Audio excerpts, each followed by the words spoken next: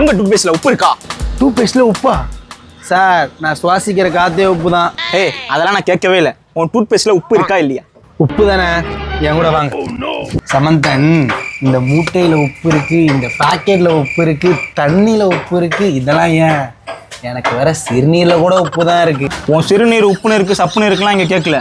உன் டூத் பேஸ்ட்ல உப்பு இருக்கா இல்லையா? நான் கரெக்டாக தானே கேட்குறேன். கரெக்டாக தான் சார் கேட்குறீங்க. என்ன சார் டூ பேஸ்ட்னு பூண்டு பேஸ்ட் தான் இருக்கு, சாப்பிட்றீங்களா? கஞ்சிக்கு சூப்பரா இருக்கும் சார். இது லெமன் சோறுக்கு தான் சார் அட்டகாசமா இருக்கும். ஏய் நான் திரும்ப தெளிவா இங்கிலீஷ்ல கேட்குறேன். பல்லு விளக்குவே மாட்டியா?